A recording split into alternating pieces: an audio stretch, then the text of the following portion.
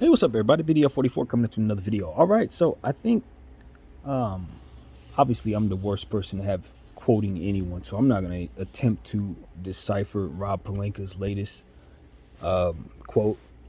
It's a nice long paragraph where he's more or less addressing his understanding of what the Laker calculus would be, what it is that we're looking at, which is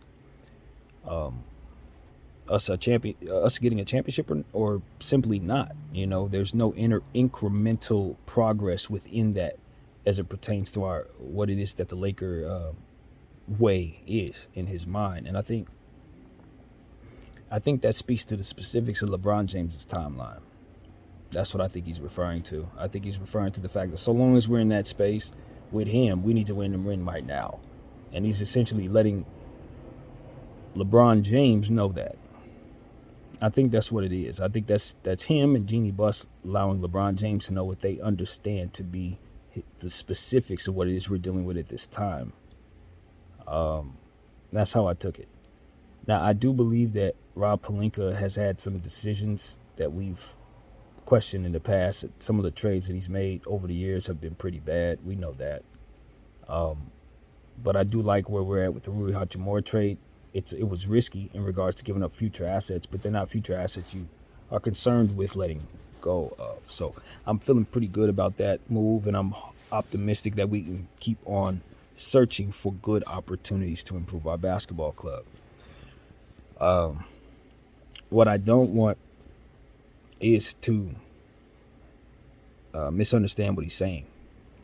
And that's why I wanted to discuss it. I don't know that he's trying to say something that I'm not interpreting. Maybe he's trying to say something more along the lines of the Lakers don't have any room to grow, whether LeBron James is here or not. We don't want to wait on nothing.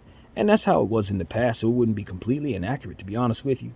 But in my mind, I don't believe that's exactly what the Lakers' focus should be. I think that development and incremental progress is an important dynamic for all team building.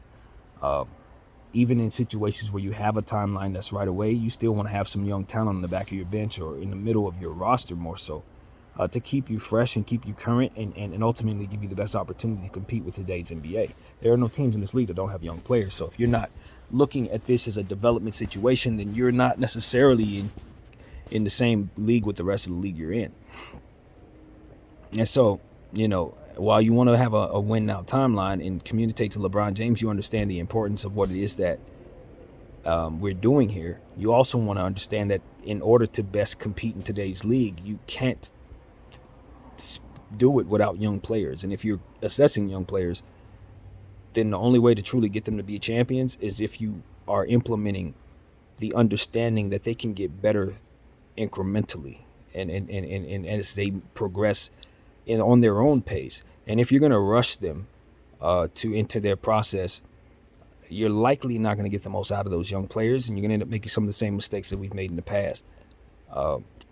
Team development and winning go hand in hand, and if you don't see that, or if you're articulating that in a way that makes it seem like you don't see that, people are going to misunderstand what you're saying. So that's where I'm at. If youth is how to win. That's what we need, not mistake. You need depth and you need youth. So if you're trying to skip steps to find talent that you don't think needs to get better, the chances are that talent ain't going to be good enough for you to win with. And that's just the nature of today's league. That might not have been that in the 80s where everybody was 35 and half them dudes was drinking at night and stuff like this. This is a different league, man. Everybody's in shape. Everybody's young. Everybody's running. Everybody's jumping. So with that also comes with the natural nature of them having to just simply get better because they're young. So yeah, that's what it is. Youth is everything right now. And if you don't have enough of it, chances are you're going to be thinking you're in a competition with the league, but you're actually going to get your butt whooped by that league when you run into what's really coming at you. So that's what it is, man. It's philosophy. You can't will yourself into something that ain't real. That's another thing. We talked about that. Believing your own lies. Just because you think that you can make something happen doesn't necessarily mean that if you don't have the tools to make it happen, it will take place. And, we sit up here saying we're going to bring ourselves the best talent and we're going to, it skip steps, or whatever. And it does not work when you skip steps. being a champion is one of the most important things about being a champion is understanding what it takes to become one. And maybe you have all the talent in the world to bum rush the league. Maybe you are, find yourself in a situation where the league is just weak and you stumble into it because you have made a good move or two. Maybe that's your situation, but that's not going to be sustainable. You're not going to turn into anything that can continue to win championships. If your mentality is to skip steps, it's not going to work. You might be able to get one or two super talented players, but if you're not developing the rest of them, you're just leaning on the next opportunity for somebody to go down and blow up your entire situation, hence the Lakers situation right now, which is why this philosophy needed to be challenged and interpreted. You know what I mean? Because if he's going to continue to go on the same path that we've been going, which is what those words could be interpreted as, you're going to have a lot of people looking at you saying, Rob Pelinka, you're not the guy for the job, because you don't actually get it. Yes, the Lakers want to get a championship, but if you don't know how to get us a championship, if you think instant quick grits is the best way to get multiple championships, you're not doing it right. That's the opposite. What San Antonio's doing is actually going to sustain. OKC's doing, Detroit's doing. They're loading up on talent and they're keeping their future assets and they're developing that talent. And then they're going to send that talent out over the next several years to try to do the best they can. And if they're as good as they advertise and they develop properly, they're going to win for them. But if they skip steps and do everything the wrong way, just like we've done and certain other teams as well, they're not going to get far. And you can tell yourself whatever mantra you want for your team. If you don't do things correctly, you're not going to be able to beat the field. So that mantra crap is just that. It's crap. The Lakers are an organization that believes they can win at all times. Why? Because we know we can do what we need to do to be smarter than everybody else. Not because it's just some magical pie in the sky crap that makes it so that we win every generation. Understand what excellence actually is, Rob. We're doing things to control our will.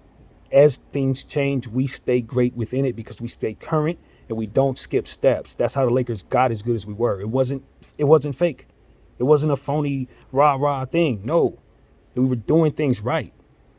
And it got us the right results. On top of being lucky and blessed and having the great talent, be attracted to this very, very easy to live in place in the world. All of that came together to make us as good as we are. Not people believing lies and doing things the wrong way and hoping to God it works out. That's failure. That's what the people who we beat did. And that's what I preach into this camera all the time. So you better get it or you're going to be run up out of here. I'm BDF44. I thank you all for watching.